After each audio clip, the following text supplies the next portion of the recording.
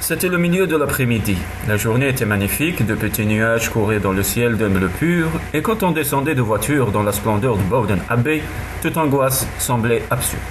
Luc jeta un coup d'œil un peu confus à son oncle. « Nous allons sûrement nous apercevoir que je vous ai arraché au plaisir de la capitale pour rien, Théo. » Pourtant, il grimpa les marches à la hâte et demanda immédiatement où se trouvait son épouse. « La duchesse n'est pas à la maison, votre grâce, » dit Coates en s'inclinant devant les deux hommes. « Ah, et où est-elle? Allez. »« Elle a emmené Lady Joy en pique-nique, » répondit le majordome, même si la nourrice affirme que le grand air est nocif pour les petits poumons d'un enfant. Luc se tourna vers son oncle. « Un pique-nique, Théo. Autant pour nos frayeurs. J'ai bien envie d'aller les rejoindre après ce long voyage en carrosse. Aimeriez-vous m'accompagner? Sa grâce a-t-elle dit où elle avait l'intention de se rendre? » Coates secouait la tête quand Henrietta fit son apparition, souriante, épanouie, comme s'il ne s'était pas disputé avant son départ, songea Luc en la saluant sèchement. « Henrietta, j'espère que vous allez bien. »« Merveilleusement, merci. Mais vous avez ramené votre oncle. Quel plaisir de vous voir, monsieur. » Elle s'avança vers lui, la main tendue, accueillante, comme si elle était encore la maîtresse de Bowden. Théo s'inclina. « Vous êtes toujours aussi ravissante, ma chère, dit-il. Vous n'êtes pas partie avec Anna ?» Henrietta eut un sourire entendu. « Je me serais senti de trop, mon oncle. Anna est en fort agréable compagnie. Elle a été invitée à un pique-nique chez le colonel Lomax. Je crois qu'il a un faible pour elle, bien qu'elle n'ait rien à se reprocher, naturellement. » Elle est avec Lomax? Luc échangea un regard inquiet avec Théo. Il n'aurait jamais dû la laisser, mais il n'avait pas imaginé qu'elle pouvait courir le moindre danger à Bowden Abbey. « Coates, ordonna-t-il, faites sceller mon cheval, sur le champ, Théo. »« Un pour moi aussi, Coates, je vous prie. Bon sang, je n'aime pas ça. » « Ce n'est qu'un banal pique-nique, » intervint Henrietta. Soudain, une petite silhouette dégringola l'escalier pour venir se jeter dans les bras de Luc, en poussant des sons inarticulés. « Émilie ?» Elle rejeta la tête en arrière et son visage était si décomposé qu'il fronça les sourcils. « Quelque chose ne va pas ?» demanda-t-il. L'adolescente hocha vigoureusement la tête, mais Henrietta avait repris la parole. « Anna a refusé de l'emmener, et la pauvre petite ne comprend pas pourquoi. Elle veut seulement que vous la consoliez, Luc. » Luc ne quittait pas des yeux la jeune fille en détresse. « Je vais aller chercher Anna, » dit-il. « Elle est à Wycherley avec Joy. Nous parlerons en mon retour, si vous voulez. » Elle secoua de nouveau la tête et serra plus fort les bras autour de sa taille. « Qu'y a-t-il, Anna n'est pas à Wycherley ?» De nouveau ce mouvement de tête. « Où se trouve-t-elle alors ?» Émilie fit un pas en arrière et écarta les bras dans des directions opposées. « Ah, nous perdons du temps !» s'écria Luc, frustré. « Je ne vous comprends pas, Amy. » Henrietta dit qu'elle est en pique-nique chez le colonel. Émilie eut encore une dénégation véhémente. Puis elle pointa un doigt accusateur sur Henrietta, avant de faire un geste vers la porte. Son regard était implorant. Henrietta avait le bébé, mais Anna est partie seule avec Joy. Émilie fit signe que non. « Morbleu, Luc, dit Théo. Je crois que la petite essaie de nous faire comprendre que Henrietta a emmené ta fille quelque part. » Émilie avait suivi ses paroles et elle acquiesça. Henrietta eut un rire léger. « J'aurais pris le bébé? Mon Dieu, c'est ridicule. Vous avez fort bien. » Luc, que je n'ai guère d'attirance pour votre fille. Elle me rappelle trop l'enfant que j'ai perdu. On devrait punir cette gamine pour inventer de telles sornettes. Mais Luc sentait revenir l'angoisse qui l'avait poussé à rentrer sans perdre une minute. Il prit Émilie par les bras et lui parla en articulant chaque syllabe. « Émilie, qu'est-ce que le colonel Lomax a à voir avec tout cela? Henrietta lui a amené Joy ?» Émilie hocha le menton. « C'est absurde !» s'écria Henrietta. « Ah oui, Charlie ?» insista Luc sans tenir compte de l'interruption. Émilie secoua la tête et fit un geste en direction des jardins. « Pas très loin alors. Sur les terres de Bowden ? » ?»« Oui. Et Anna n'était pas avec eux ? » ?»« Non, fit-elle. Ainsi Lomax a le bébé, résuma Luc, qui essayait de contenir sa peur afin de raisonner correctement. Et Anna est avec eux maintenant. Oui. Comment a-t-elle su? C'est Henrietta qui est venue la chercher? Émilie tendit encore la main vers la jeune femme. Cette fille est folle, déclara Henrietta. Vous n'allez tout de même pas croire ce que raconte une demeurée, Luc. Fichtre, madame, coupa Lord Queen. Si vous ne vous taisez pas tant que l'on ne vous a pas invité à parler, je risque bien d'oublier mes manières de gentilhomme. Alors Anna est allée les retrouver. Vous étiez là? Émilie refoulait ses larmes. Et elle est partie avec lui, devina Luc. L'y a l'obligé? Oui. Bon sang. Pourquoi est-ce que personne, lui par exemple, n'avait pensé à trouver un langage qui permette à Émilie de s'exprimer? Pourquoi ne lui avait-on pas appris à lire et à écrire?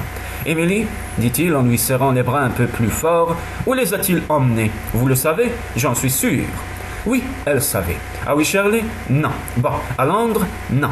Elle avait dû s'enfuir avec elle dans un endroit où il ne craindrait pas les recherches, et Émilie savait où. En France? Non. Sacrebleu, mon garçon, reprit Lord Queen. Ne m'as-tu pas dit que cette canaille avait séjourné en Amérique, après la mort de Royce? Mais oui, bien sûr. En Amérique, Émilie? Les larmes ruisselaient sur le petit visage d'Effie. Luc la prit contre lui en fusillant Henrietta du regard. Ne bougez pas d'ici, madame, dit-il doucement, avant que j'aie le temps de m'occuper de vous, et dites vos prières. Peut-être que si je rentre avec Anna et ma fille saine et sauve, ma colère sera un peu calmée. Je vous traiterai alors avec moins de dureté que vous le méritez. L'ignominie de cette femme, s'indigna Théo, fais-la renfermer dans sa chambre, Luc, et que Coates monte la garde en ton absence. Je viens avec toi. Merci, mais je préférerais que vous restiez ici afin de protéger Émilie des agissements de cette farce. À votre avis, où compte-t-il s'embarquer? À Southampton? Vraisemblablement. Changez les chevaux du carrosse, Coates, commanda Luc, et faites vite. Émilie levait vers lui des yeux pleins d'espoir. Je vais les chercher, Amy. N'ayez pas peur. Lord Queen reste ici avec vous. Vous serez en sécurité. Je les ramènerai, je vous le promets. Théo prit l'adolescente par la main avec une tendresse paternelle et la mena vers l'escalier. Tu sais lire sur les lèvres petites, alors viens avec moi. Une tasse de thé ne nous fera de mal ni à l'un ni à l'autre. Quand ils eurent quitté le hall, Henrietta se tourna vers Luc, le menton levé. J'ai fait ça par amour pour vous, dit-elle. Je vous ai toujours aimé, même si l'orgueil et le chagrin m'ont poussé à dire le contraire la dernière fois que nous nous sommes parlé. Je l'ai fait parce qu'ils sont amants, parce qu'elle n'est pas digne de vous. Êtes-vous seulement sûr que cet enfant soit le vôtre? Madame, dit-il d'une voix si glaciale qu'elle recula d'un pas, félicitez-vous de deux choses. D'abord que je n'ai guère de temps à vous consacrer.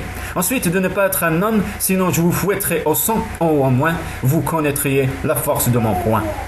Vous ne m'avez jamais aimé, murmura-t-elle. J'ai été trompée. Je croyais que vous étiez l'amour de ma vie. Si vous désirez voir l'amour de votre vie, madame, regardez-vous donc dans un miroir. Vous avez séduit mon frère pour obtenir sa fortune et son titre. Vous avez creusé entre lui et moi un gouffre qui n'a jamais été comblé. En me mentant, vous avez tué une part de moi durant 10 ans. Et vous avez effectivement tué mon frère. Depuis un an, vous jouez sur l'amitié pour infiltrer le doute dans l'esprit d'Anna, la rendre malheureuse. Vous essayez de me séduire. Maintenant, vous venez de mettre la vie de ma femme et de ma fille en grand péril. Et ce n'est même pas par inconscience, j'en suis certain. Henrietta ne trouvait rien à répondre. Coates toussa discrètement. Le carrosse est prêt, monseigneur. Luc ne se retourna pas tout de suite. Vous conduirez sa grâce dans ses appartements, Coates, dit-il, et veillez à ce qu'un homme monte la garde à sa porte jour et nuit. Elle ne doit quitter ces quartiers sous aucun prétexte. Sur ce, il sortit à grandes enjambées. Il avait promis à Émilie de ramener Anna et Joy. Pourtant, il était beaucoup moins assuré quand il se retrouva seul, lancé dans une direction dont il n'était même pas certain qu'elle fût la bonne. Il appuya la tête au dossier de la banquette, les yeux fermés. Anna, mon Dieu, Anna et Joy. Ils étaient en vérité assez proches de la côte pour l'atteindre avant la nuit. Et il y avait bien au port un navire en partance pour l'Amérique. Mais ils ne mettraient les voiles que le lendemain matin. On ne pouvait embarquer avant l'aube. Aussi furent-ils obligés de loger dans l'auberge voisine. Une seule chambre et un salon privé. Il fallait qu'Anna soit bien sage, avait dit Sir Lewis. Si elle tentait d'attirer l'attention sur elle, l'enfant en pâtirait. Il avait d'ailleurs pris le bébé dans ses bras dès qu'ils étaient descendus de voiture. L'aubergiste avait été grassement payé pour ne pas parler à Anna. Et le domestique de Sir Lewis passerait toute la nuit dans le couloir devant leur porte. Tu verras comme tu seras heureuse, mon Anna. C'est une merveilleuse aventure. Mais il est normal que tu éprouves quelques regrets passagers. Ainsi, Anna se retrouva-t-elle le soir en train d'arpenter le salon, bien que son ravisseur lui conseilla de se détendre ou d'aller se reposer dans la chambre. Nous devrons nous lever tôt demain matin, lui rappela-t-il. Le poignard était toujours dans sa poche secrète, mais elle en avait subrepticement agrandi l'ouverture. Elle avait placé le manche dans le bon sens afin de pouvoir s'en emparer rapidement. Cependant, serait-elle capable d'aller jusqu'au bout, de frapper avec suffisamment de force pour traverser l'épais tissu de la veste? L'idée de tuer la terrifiait. Pourtant, il le fallait bien si elle voulait sauver sa petite fille, se sauver elle-même, leur donner à toutes deux une chance de revoir Luc un jour. Oui, elle devait le faire, et elle le ferait dès que l'occasion se présenterait. Hélas, Sir Lewis lui avait interdit d'emmener Joy dans la chambre. bien qu'elle dormît depuis plus d'une heure.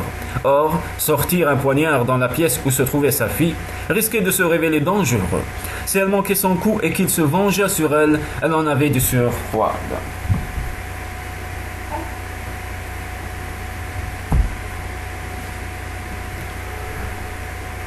Elle préférait attendre. Elle se demandait si le bon moment se présenterait de lui-même ou s'il lui faudrait créer une occasion. Et quand? Et il était indispensable que ce soit la bonne. Elle possédait une seule arme, personne ne viendrait à son secours. Tout le monde ignorait où elle se trouvait. Elle ne pouvait compter que sur elle-même et sur son poignard. Oh Dieu, Luc!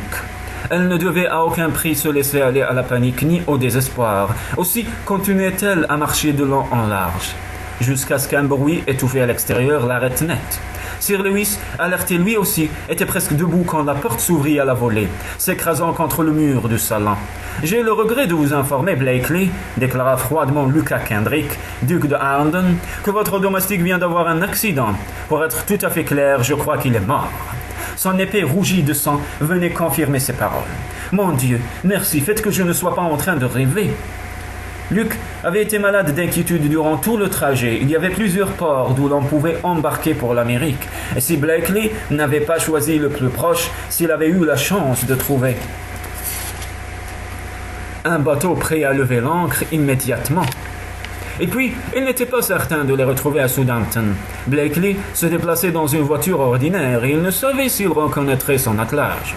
Elle arriva à Southampton à la nuit et contre toute attente, il lui fut incroyablement facile de repérer sa proie. Un navire mettait les voiles pour l'Amérique le lendemain. Et le capitaine lui confirma que Sir Lowell Blakeley avait retenu un passage pour lui, sa femme et sa fille. Ils devaient monter à bord dès l'aube. Il était donc vraisemblable qu'ils avaient eu domicile le plus près possible des quais.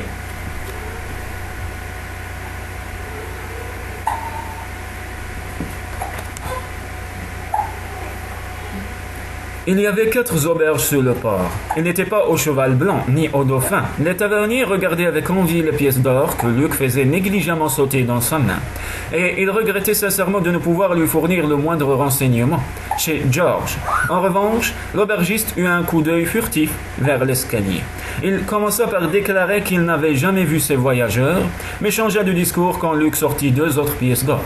« Ma foi, j'ai bien un monseigneur avec sa dame et un bébé à la chambre 12, dit-il, mais je ne sais pas s'il s'agit de ceux que vous cherchez. »« Qui les accompagne ?» demanda Luc, qui ne lâchait toujours pas les pièces. « Un domestique.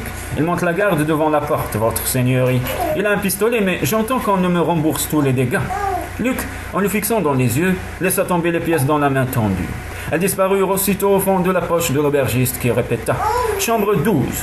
L'homme, assis dans le couloir avec un air de profond ennui, était celui qui avait refusé de lui remettre une lettre un matin à Bowden Abbey.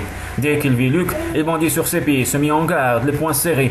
Luc se serait contenté de l'assommer, mais comme il s'est lancé sur lui à main nue, l'homme sortit un pistolet, une erreur qu'il n'eut même pas le temps de regretter.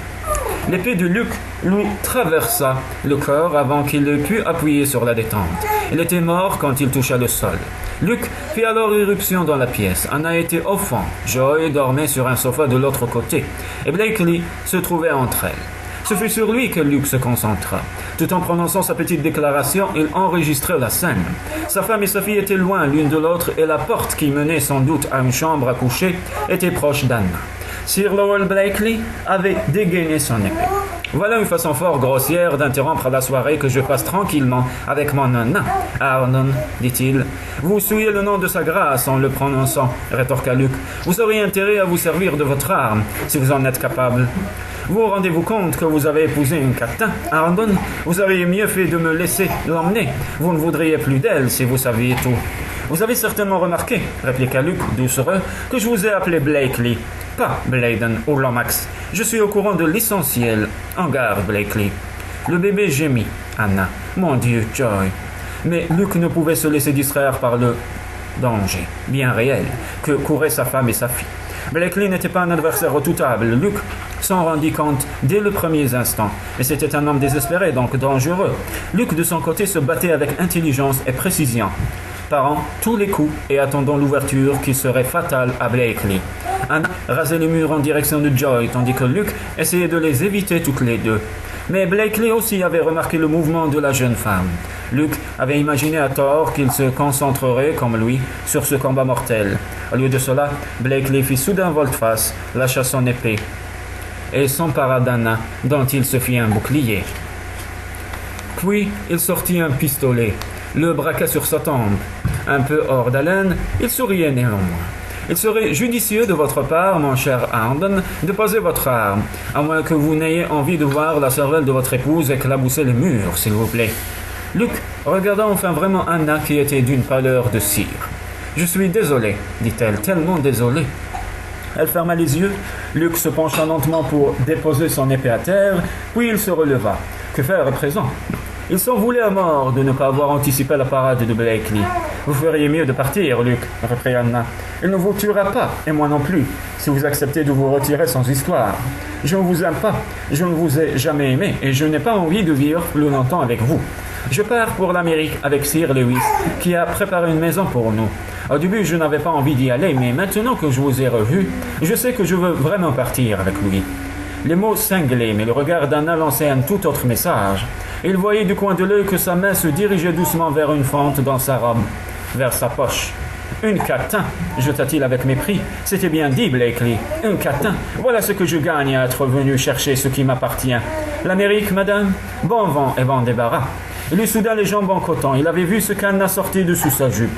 Elle tourna imperceptiblement la tête et le canon de l'arme se retrouva presque au milieu de son front. Elle sourit. « Tuez-le donc, plutôt que moi, mon cher père, mon papa chéri. » Sir Lowell, étonné, la regarda sans s'apercevoir que le pistolet n'était plus braqué sur personne dans la pièce.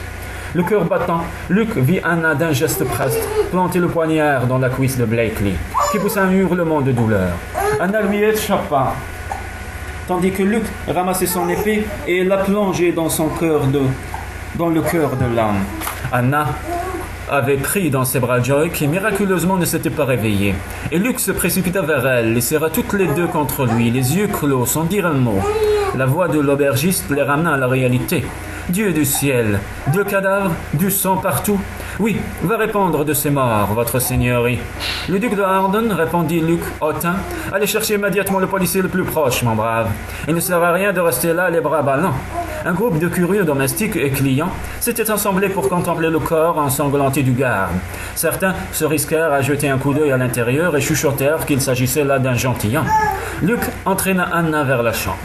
Inutile d'assister plus longtemps à ce spectacle, Anna. Attendez-moi ici avec Joy. Elle était d'une pâleur extrême. Merci, Luke. Merci de l'avoir tuée à ma place. Je vous jure que je ne l'avais pas suivi de mon plein gré. Je sais, mon amour. Et je sais aussi que je vous traiterai dorénavant avec les plus grands égards.